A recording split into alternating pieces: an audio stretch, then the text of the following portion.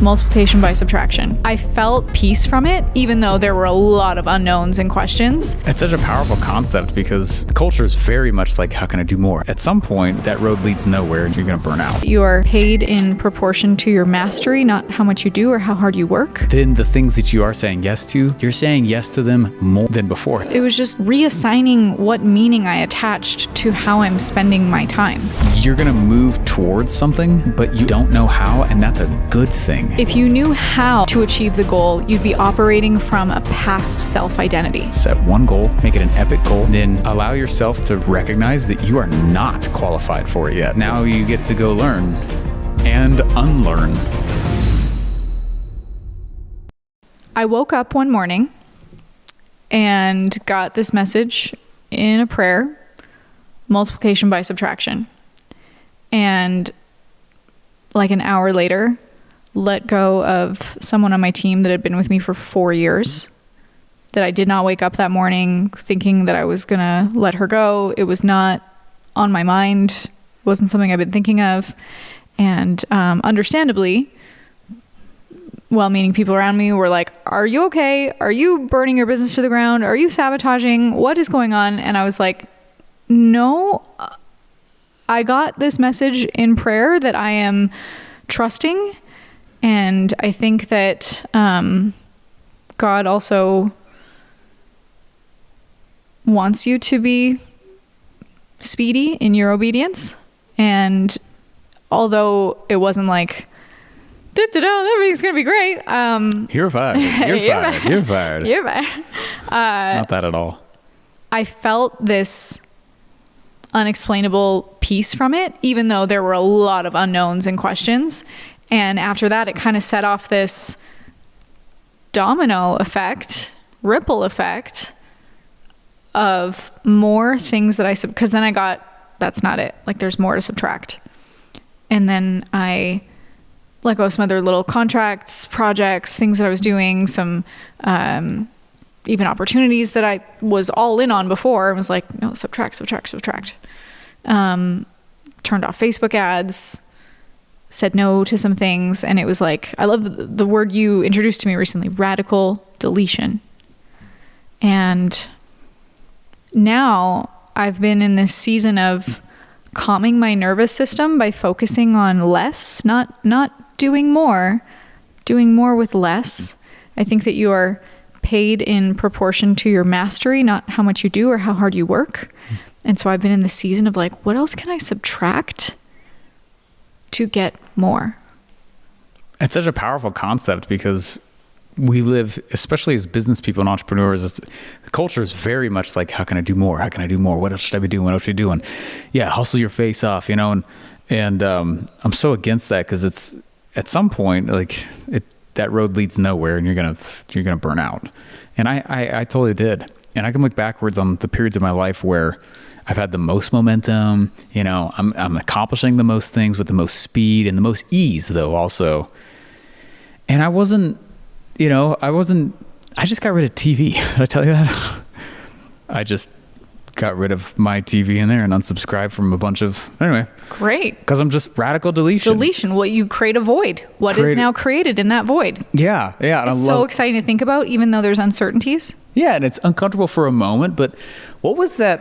There was I can't remember who I heard this from, that most, like it was a study about like addicts. These addicts, like people who are addicted to like really hard, like narcotics, crazy stuff. It's like 10 days is really all it takes for them to kind of reset. And sure enough, temptations might be there or exist, but because they won't go through 10 days worth of discomfort, I'm not judging anyone either, but because they didn't go through 10 days of discomfort, there is, it takes years for them to detox this thing. And it got me thinking more and more about what I need to remove from my life. And, beginning of the year, goal setting, it's easy to say more, but it's just important to say, I'm going to stop. A to-do list and a to-don't list, right?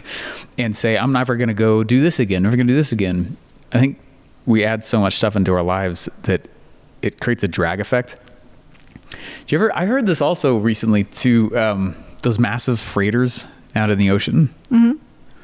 they pay scuba divers to go underneath and scrape off all the sea life.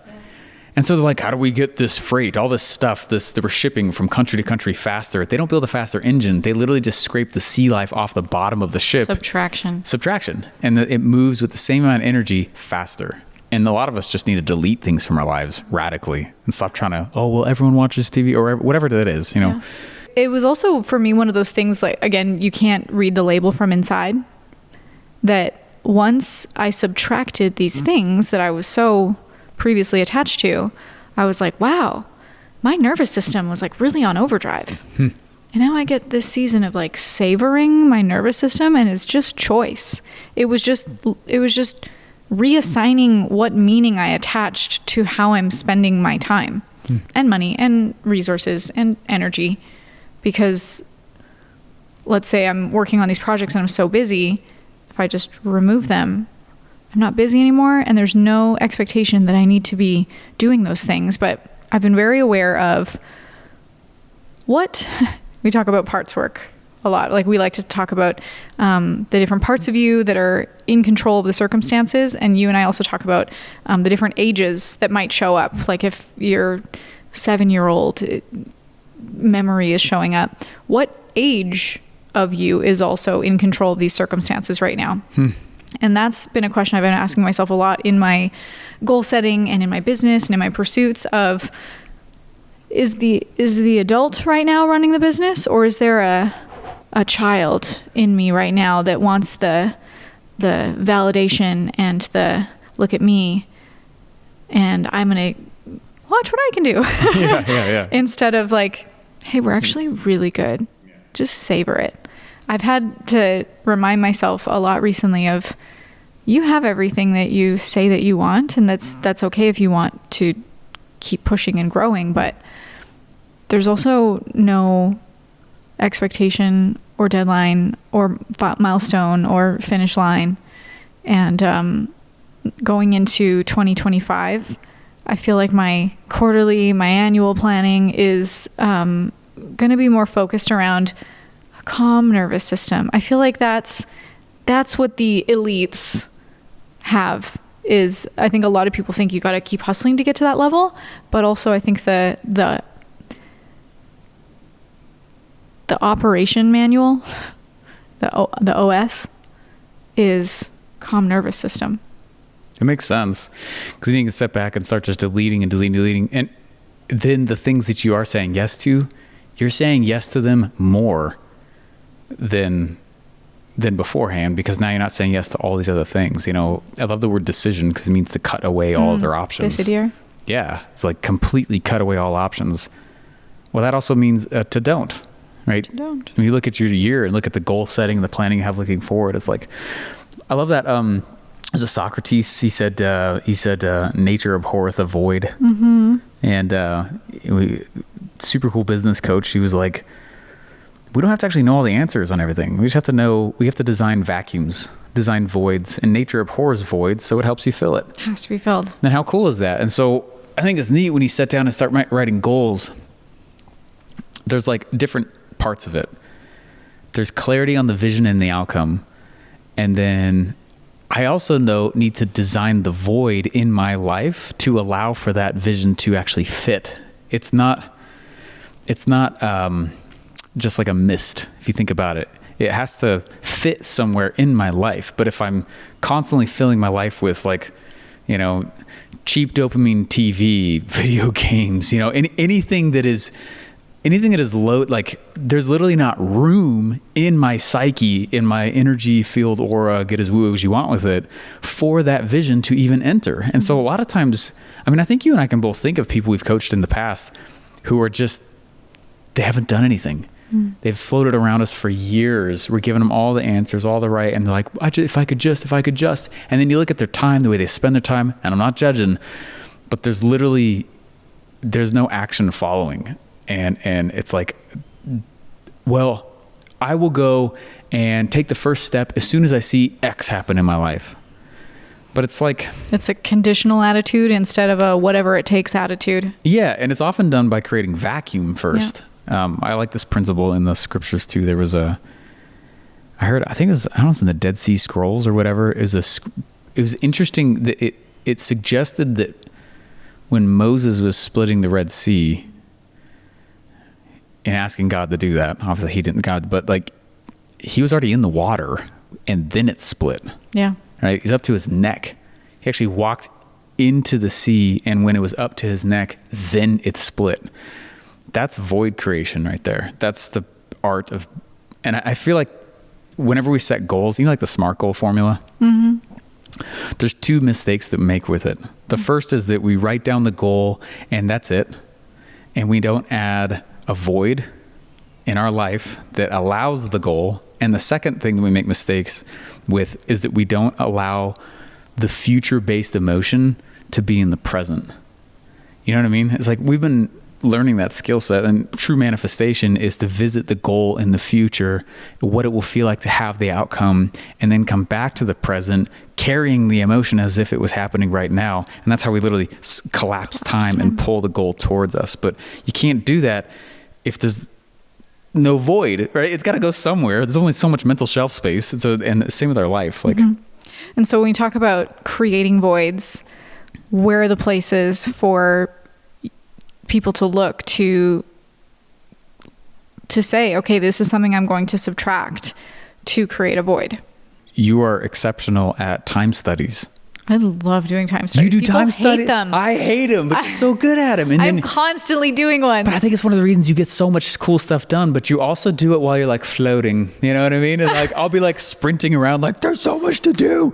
And you're like, time study, time study, time study. Ooh, look, I don't want to spend time on that anymore. And it's very systematic. Like, thank you. Any insights on that? Because you're really good at it. Well, the reason why I like doing time studies, and for anyone that doesn't know what time studies, where you literally write down everything you do in 15-minute increments. So like, and if they're in blocks, I mean, I'm like, I had a call with my operations team for an hour. So it's like just block off. That was an hour.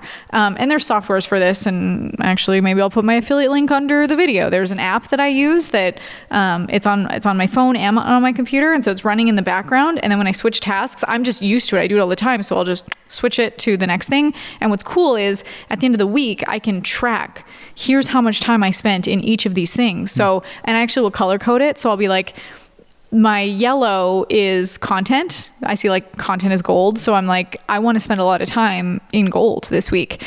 Green is money. So it's like clients, sales calls, speaking, like opportunities that are bringing into money. And then purple for me is like team stuff. And then I have other variety of things, like blue is learning or working out or something like that. So I want to see, they're not like equal in proportion, but the proportions that I want to see. And then there's like random colors if I'm like, well, that was a weird one off, or that's something I should outsource. And what this does is, first of all, I like it for accountability, because sometimes we get this amnesia at the end of the day of like, did I even do anything today? And then I look at my time study and I was like, dang, I did a lot.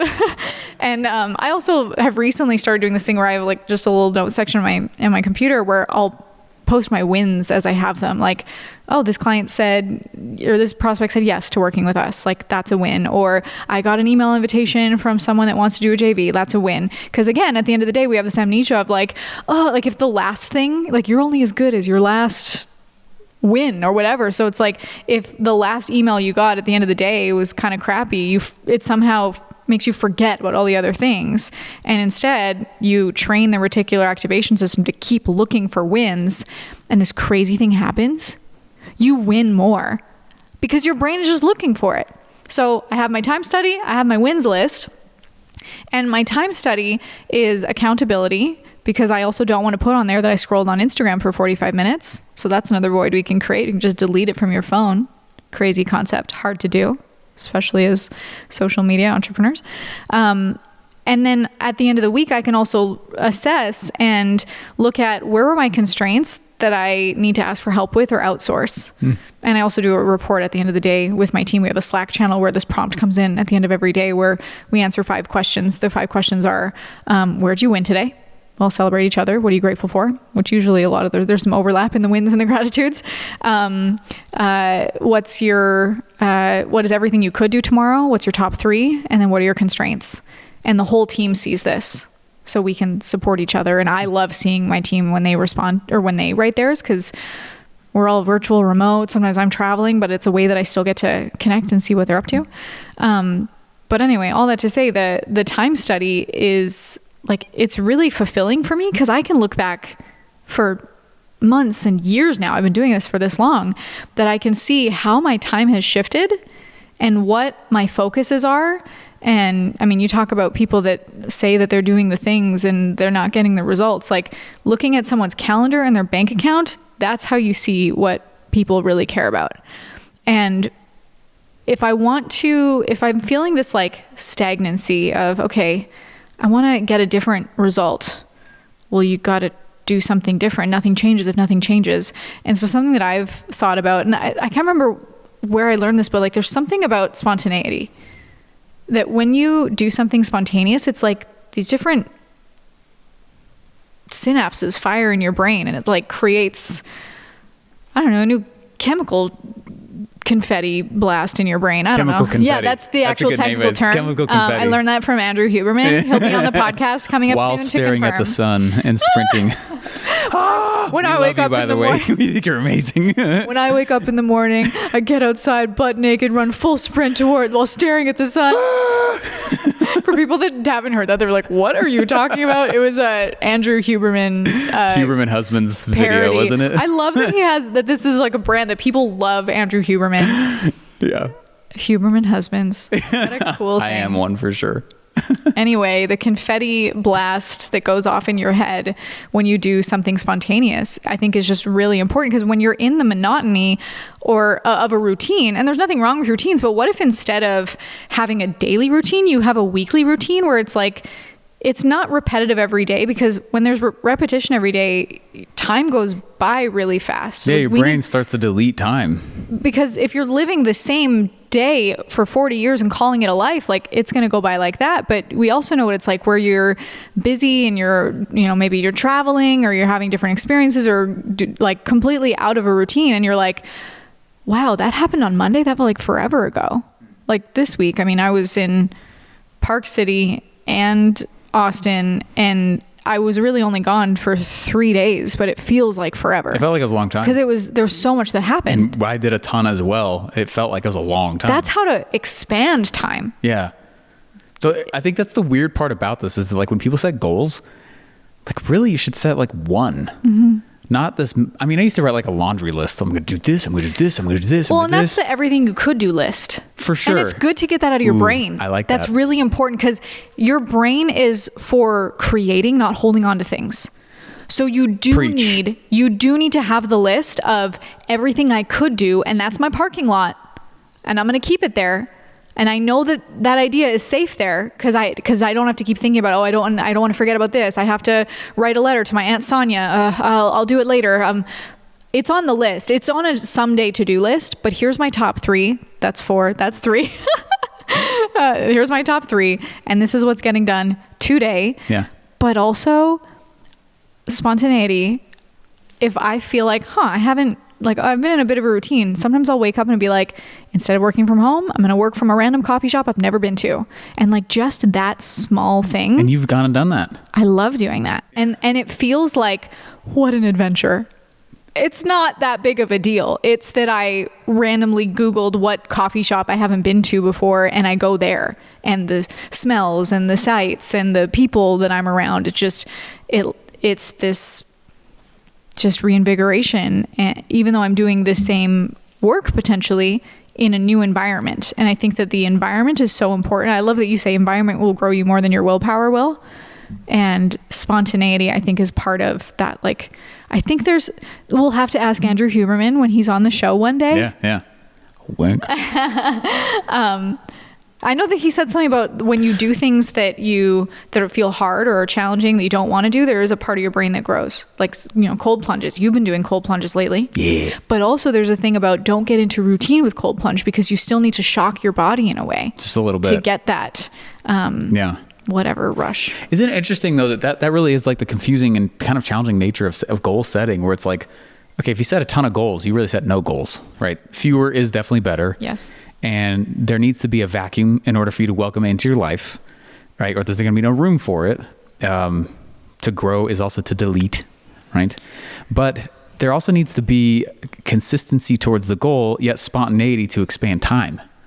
And it's a weird balance. I feel like you do a great job at that, though, where in 1 week, I'll see you. I mean, you were gone all last week, all over the place. And I'm going again next week. Right. And then this week you're all gone. Just sprint. It's like a 6 week sprint, but you're going to, I don't even know, you're like circumventing the nation over and over and over, all over, speaking different places. And it's so fun to watch that. But you're expanding time in essence.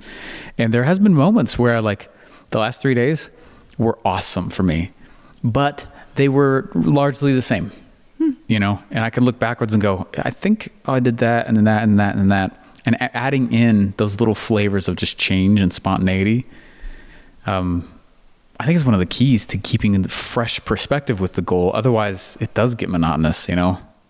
Yeah. And I mean, we're kind of circling some concepts from one of our favorite people and authors, Dr. Benjamin Hardy. You're the man. Let's interview you too. Love. He's just such a wonderful person. Amazing person. Everything he does is amazing. Like every single book, like anyone listening, go to Kindle, go to Amazon, every single one. The first of his books that I read, he was actually surprised that this was the first, because it was like his very first book that he doesn't really promote that much. It's called Slipstream Time Hacking. And so it's about expanding time, having more time. And he uses these like concepts of slipstreams and wormholes. And like sometimes you can meet someone that's like a wormhole into a completely different echelon of your life because of just one introduction or opportunity that you take. And it's not the linear next thing. It's the 10x quantum. You're in a completely different place in your life. And he talks about in this book, measuring time by distance traveled rather than time elapsed. And that was what made me understand like time horizons, and that we are living so much more time in our years than the previous version of us. If we were still in a 9 to 5, like when I was a dental hygienist, I worked 8 hours a day cleaning teeth over and over again. And it's like, if I did that, nothing wrong with that. Like that was a great career choice at the time. And people that do it, grateful for you. Going to the dentist next week. Ding. Yeah. But like that's not the lifestyle that I wanted to choose. I want to live so much in my years. And you see the people that are like, yeah, when we're 50, we're going to go on that dream vacation to Hawaii. It's like, change the question. How do you do that next year? Yeah. And month? Because that's the event horizon that expands time. And you literally live more in the same amount of years because of more experiences. And go into the goal setting thing again with it. I think that's the beauty of it too, is like, okay, how do I set a goal, create the vacuum, but then still allow for the universe to surprise me? Because if you get too controlling, you know, and you don't allow for, I think we can talk about this because this is going to come out after the fact, but we're running Brian Tracy's sales team, right? Yeah. Talking with that came out of nowhere, right? And Kiyosaki with their mastermind, like doing that fell in our lap because we're in pursuit, and that was a surprising thing that just because we were in alignment, right? And then you're as the time of us filming this, you're going to meet another, right, where the universe is surprising. Because I think it's just a good example of what happens when you have a clear one goal, not a laundry list.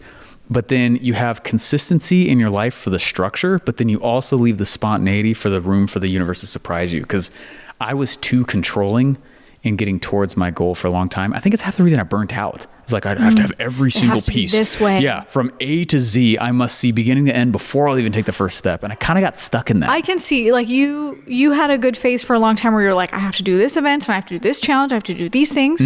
And nothing wrong with that. Like, all of them were amazing. It was a little too much though. Yeah. I was no room to be surprised. And another Benjamin Hardy principle, 10x is easier than 2x. I was doing too much. Anyone that's listening, Run, Don't Walk, get that book. It is not a must read. It is a must read multiple times a year because there are concepts in it that you keep relearning, or it's like every time you read that book, you're a different person. So you need to reintegrate with that new level that you've reached. The concept of 10x is easier than 2x is it actually takes the same amount of energy to go after bigger goals instead of smaller, linear, well, you're already on your way to it, next goals. Just literally more energy. The path is clearer. Yeah. There's less things to do to get to the bigger outcome. Yeah. It's like it's easier. Yeah. Like the title itself is a lesson. 10x is easier than 2x. That's the thing that's blown me away as well. And that's why I keep pointing out like where you're going, because the spontaneity piece, there's my favorite part of the 10x is easier than 2x is that you're going to move towards something, but you actually don't know how, and that's a good thing. And so then you're allowing for the universe to place little things in your path, and it will begin to conspire for your sake. It's not against you, but only if you're that clear on one goal. If you knew how to achieve the goal, you'd be operating from a past self-identity. Oh, such a good line. Yes. Yep. We're trying to shift and grow in our identity. And that means that we need to set impossible goals and goals that are so big that they require divine intervention.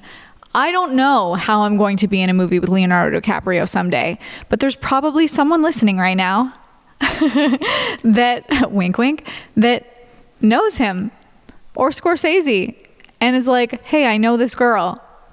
Who knows? I don't know, but I hold on to that image in my head so much.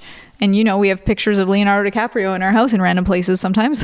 Yeah. And I just believe it.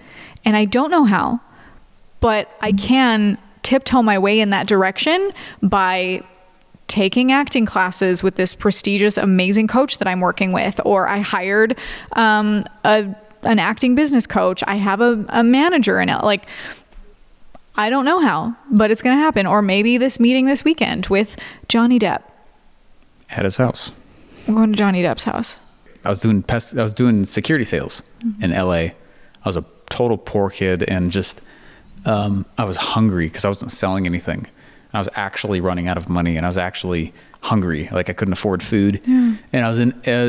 Quite motivating. Yeah, but I also was like lost just in life, and I stole from Walgreens some food and a book. And a book? I stole the book, The Secret. You stole The Secret? I did. I literally stole The Secret. I felt so bad. 2 months later, I went back and told the cashier and paid for it.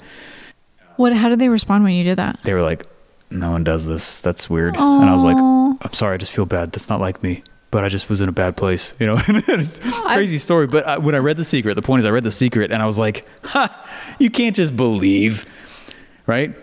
I was like, you telling me I can just believe that $1 million scenarios will start showing up in my life and they'll start showing up in my life? And the reality is, yeah. What a concept. If you build the vacuum, right, they will come. If you build the vacuum and if you radically transform and delete things from your life. And that's why I'm not surprised. Like, you're actually doing this stuff. I watch you do it. And I have multiple times told my own coaches Marley is natural at manifesting in a way that baffles my mind. Because to me, from almost like an engineer's brain, I keep trying to run rate, approach, plan things towards life. But you're like skipping while doing it.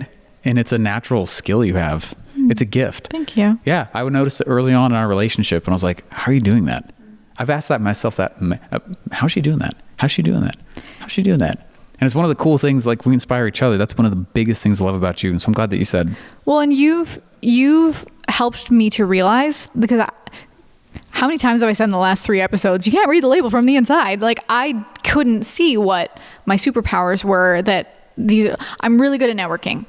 Very. I know I can walk into a room and I can make best friends and I can get clients or I can get connections. Like, that's why, like, when I speak at events, it's like a 10-year event horizon just in one event. Like, something crazy happens when I get into a room and it's happening right now. I'm watching it. It is.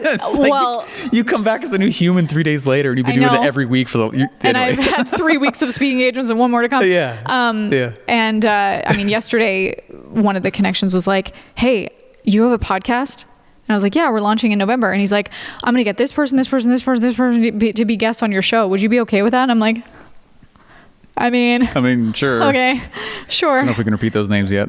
No, yeah. Well, you'll just see them on the show. Be sure to subscribe, comment below, and buy our merchandise. TheRareThings.com. There we go. But you helped me to realize I'm really good at networking. And I didn't realize that was a superpower. And then me being like, oh, I'm really good at that. And I have this belief that when I I like to say this in what I teach with marketing is sales is a transfer of energy and a transfer of belief. And so I think the same thing with content and how you talk to someone. Like when someone's talking to you and they're scared or they have this imposter syndrome, like you feel it. Or if they're trying to manipulate you, or if it's sales and they got commission breath, like you feel it. Yeah. But when someone's like obsessed and passionate, you feel that too. Yeah. So even in my cold outreach that I have reached out to huge names, the CEO at Paramount, the former CEO at Warner Bros., like all of these people that are ridiculously like out of my league. And I say that with a hesitation because I'm like, don't want to create there's a belief. no one out of your league. Like Right. there's the pedestaling thing is a disservice to both sides, but just to say that like, I'm not in that world compared to where they are. Like this is me trying to find the wormhole into another world. Cause you found it. It's so cool to watch. It's awesome. A 10X can also be a relationship. I mean, you and I talked about how you said in a kind of hard, weird to say, but like divorce was a 10X because there was a complete change of identity and what was linear before in a marriage and a relationship that you're in, and a completely different change. Like that 10X'd your life and also was hard doesn't mean that it was 10X, everything's better now. 10X isn't always easy. I mean, even though 10X is easier than 2X, 10X doesn't mean that like, oh, we just do less and There's everything's no challenges perfect. while I go for this. Yeah. So in learning that one relationship can be a 10X, I started to just put myself out there and infuse my energy in any email or outreach that I do, that I'm trying to like imagine me just packaging up this envelope with like pixie dust and being like, I hope it's received, and if it's not, or maybe it's a future thing. Like the one that I had a call with her recently, former CEO at Paramount, like my Hollywood hero, like she's incredible. I had a call with her. She like got on a Zoom call with me and we talked and she poured into me, and then we've been emailing back and forth a little bit. Communicating still. And I'm like, and when I've shared this with some people like that I've made these contacts, and I mean going to Johnny Depp's house on Sunday, they're like, how'd you do it? And I'm like, you want to know the secret? Do you guys want to know the secret? I'm leaning in. I just asked. Oh my gosh, it can't be that simple. I think that the extent of getting everything that you want in life comes down to your courage to ask for it and believe without reservation that you can have it. And let's celebrate everything you've been doing though in the last year. Because a year ago, a little over a year ago was the cancel culture video, right? April, it was actually the day before your birthday, so April 21st, 2023. Okay, yeah. So, and then from there, you go and you win one of the New York Film Festivals with it. New York and LA. From there, the old president of Paramount Pictures is shown it. Mm-hmm. And then it's also placed in several other places in California's. Mm-hmm. And even if nothing else comes from that, it was a symbol of dedication. I think that matters. Yeah. When you're goal setting and you're starting to put things together in your life, like I want to transform, I want to change. It's Moses and you're right. You're going to walk up to the neck in the water before anything happens, and it's going to test your faith. And nothing happens. Nothing's working for me. Everything's against me. Why am I abandoned? God, right? And everyone starts blaming all this stuff. But really, like nobody will take the steps. And it's just been so cool to watch what you've been doing. I mean, I've pinched my own self several times as I've sat down and realized, holy crap, I'm going to have to figure out what to say to Johnny Depp one day when I'm sitting next to him, and I'm like, hey, do you like toast too? As do I. What pant leg do you put your pants on? It is warm one and leg at a time? crispy and a wonderful place to jelly to lay. Like, okay. What am I going to say? Like, like I've had to sit there because it's so, you don't just write down. It's not a wish. It's an intention. And it's cool to watch you do it. And then I sit there and I've just learned, we've been together 4 years now, 4.5, right? And I've learned to sit down and just be like, okay, Marley's going for this now. And I'm no longer questioning whether or not she's going to get it. I'm like sitting down, how am I going to emotionally prepare and handle it when I'm sitting next to, because it's no longer, I'm like, yeah, okay, go for it. Yep. Right here, right next to you. I want to talk It's a powerhouse skill you have that it's like goals. When we say goal setting, I feel like it just cheapens what I'm watching you do, and it's so cool. Thank you. That's very kind. I want to talk about evidence of 10x, but before I go there, I'm saying that so we don't forget, but I want to talk about the meaning that you attach to what success looks like, because if Moses didn't have the Red Seas parted for him until he was up to his neck and then was like, but I still got wet. Yeah. It's like, still got wet. You missed I split the sea. The huge moment there. But and I'm wet. For me, the cancel culture documentary, I spent a lot of money on. Yeah, you did. I did not make money on the documentary. When we went to the film festivals and people were like, who funded your film and who was your director and who produced it? And I was like, me. And they were shocked, weren't they? Yeah. And I was like, how do you make money? What do you mean? Like, how do I get funding? Tell me more about this. And then you won. I didn't make money from my movie. I did not get an ROI financially. And if that's what I focused on, instead of, this isn't over. Like, this is a seed in the ground in this new world that I slipped through a wormhole to enter. And one relationship can lead to the next, lead to the next, lead to the next, lead to the next. There are people who I don't even know their names who may have been impacted by that, both good and bad. There are people on YouTube that have reaction videos to it where they are slamming me. They have way more comments on their video than I have on mine of people, calling me a grifter or whatever. And there are people that I don't even know that have been impacted by that. I did not make a financial ROI on it. But I certainly made an ROI in intangibles. And I think in business too, you get a lot of that. And there's people that I'll get on sales calls with, and you probably have this too, where they're like, okay, but how fast am I going to see results from this? How fast can I get an ROI from this? And what I do with YouTube and content with business, there's not always you'll get 100,000 subscribers in 6 months or you don't pay. I can't guarantee that for many reasons. But I also have clients, and some that I love sharing, Chris Abbott's story that I did not know this. At the time, he told me later that he spent his last $2,000 to work with us, and then the next month made $82,000. Guess how many subscribers he had on his YouTube channel? It was like 100, right? 170. It's like nothing. Yeah. But I need $1 billion to actually get any ROI. And then even 2 years later, he spoke on stage at my event, and there's this slide. I love this slide that he was like, Marley helped me go from $0 to $4 million, with my YouTube channel. And saved 1,000 people from suicide, right? Yes. Oh my gosh. It's interesting to note, I think, that when setting an impossible goal or setting a goal that you're, and I think we're both kind of learning the skills still. Parts we're natural at, not natural at. There's it's an interesting point you bring up, because it's we also have to come up with a new way to measure progress. Because our old way is set in old identities and in the past, and 2x.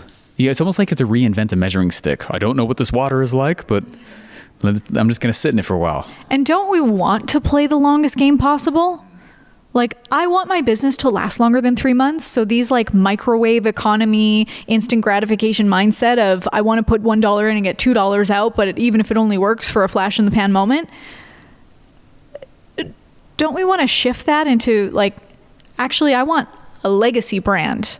I want the content that I put out today to still be seen 10 years from now. Right. I want people to still talk about me and the impact that I've made, instead of just, I'm putting money into this Facebook ad, and when I stop, then people stop seeing it and people stop buying.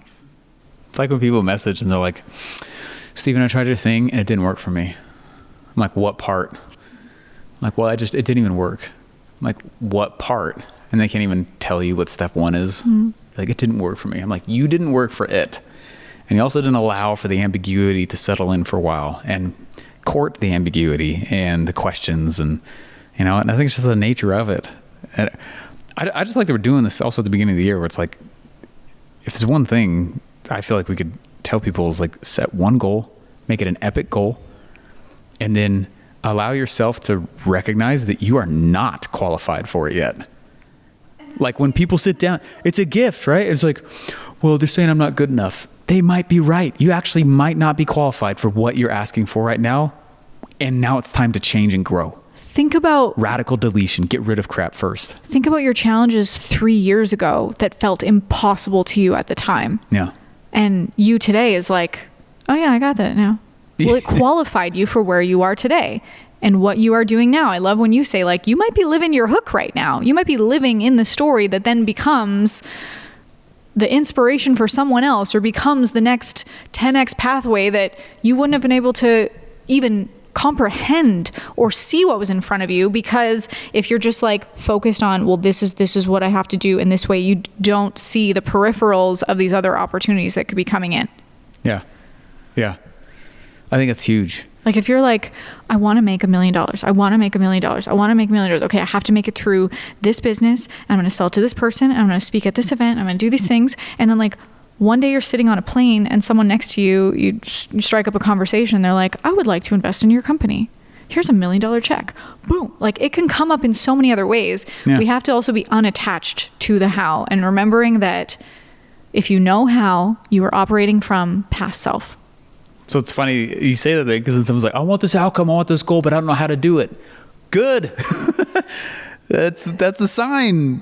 That's not a bad thing that you like, I don't know how to do it. That doesn't mean no. That doesn't mean don't go here. You shall not pass. Like that just means now you get to go learn and unlearn. Oh, unlearning. I had dinner with Ben Hardy and I was asking him, how do you set a 10x for a relationship? I remember that. Because I was like, I can set 10x goals for, I can think of business because it's usually attached to like a money or an impact or an audience goal or some kind of thing like that. And, health is like, well, I want to be fitter. I want to be healthier. I want to, get this result on my tests or whatever.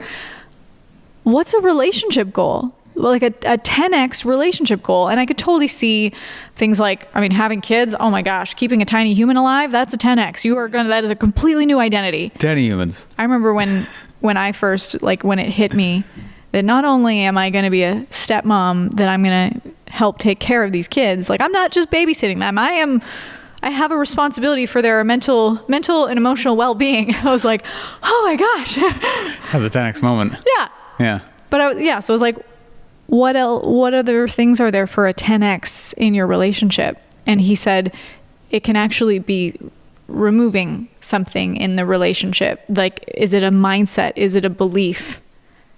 And, is there something that you guys are holding on to for like an operating system in your relationship that maybe is holding back from spontaneity, maybe is holding back from opportunities, maybe it's a move, a community, something that changes and adds the spontaneity in your relationship. You and I recently had a 10x that I did not see coming. I actually was going to bring that up. I thought that's funny you're thinking that too. That was with Ben Hardy when we were having those giant tomahawk steaks, right? Yeah. We had tons of them. I've never had a tomahawk steak before. That was amazing. Now I want one. Let's go for dinner after this. I remember you asked that, and I was surprised by the question and his answer, because I thought it was going to be. It was very much like he didn't answer it. It was like, well, what do you think? Kind of a quiet answer. But yeah, for us, it's been prayer. We've been praying together in the evenings almost every night. Mm-hmm. And when we're away, sometimes we'll Voxer it. Yeah, you'll Vox a prayer. You'll send a voice message of prayer, or write it out. And it's been a beautiful 10x moment, goal setting moment that changed everything to have that level. It's just, there's nothing more special. I could listen to you pray the whole night. Like we wouldn't go to sleep, because it's a beautiful sound where I'm like, holy cow, she's communing with God and then asking for blessings on my behalf. And then we'll do it to each other. And I was like, it's one of the sweetest things that I have ever experienced. And me only recently becoming Christian, I didn't even know what prayer was. And so to do that with you, I never saw that coming. And there's a podcast, I've listened to it so many times. It's 3 hours, but it's Tim Ferriss and Arthur Brooks. Arthur Brooks just wrote a book with Oprah, so I hope that he gets huge because his content is incredible. And he talked about that one of the most vulnerable things for couples to do together is pray. Yeah. They can, be naked together. They've obviously, touched each other's bodies and stuff. Not us.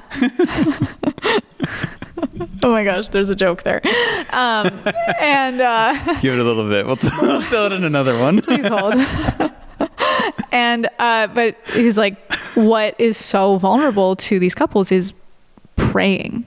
Yeah. That there's a lot of couples that they have not. And I made a post about that and shared that this is something we're doing. And I was so touched in the comments where there were some people that were like, you're right. Like I could never pray in front of my husband. And I was like, now I felt that before we did start praying too. Cause I also felt like, well, I'm just a baby Christian. I don't even know how to, I'm probably not doing it right. Right. Sure. When I visited your parents last week, they asked me to say the prayer when we were saying goodnight. And I was like so touched and flattered that they asked, but also a little intimidated, like little imposter syndrome. Oh my gosh, I'm just a baby Christian. I'm probably not going to. These are professional prayers. No. But it was really special. Anyway, it's interesting to hear that that's one of the most vulnerable things for couples to do. And then I love that in the comments of my post where I shared it, there were a lot of people that were like, I'm totally going to do this tonight with my spouse, or yes, we do it. And it is the 10X in a relationship. So that's the behavior shift, and I think that's like when you sit down and you start thinking about goals you need to set and goal setting pieces, it's important to recognize that you don't qualify for what you're asking for yet, which is why you don't have it. Unless you're literally being lazy, which is also its own form of identity crisis and things to fix. But like, you're not good enough. You are not good enough for what you're asking for yet. And that's okay. But people, and I have used that as a whip, as a self-inflicting whip, or like, I don't qualify. I wish I could. How come they can and I can't? And I definitely got comparative for a little while there. And I can look back now and see I wasn't good enough. Right. And it's a stand up moment, and you have to change a lot about your life. And it's funny that I'll talk with people who just need to make simple shifts in their life that they don't think actually relates to the goal they need to go toward. And they'll get offended by it when you pointed it out. And you're like, well, I mean, are you making a vacuum? You only have so much space in your life. You got to get rid of something to allow the new thing to come in. If you don't have what you want, it's because you haven't yet become the person who can have it.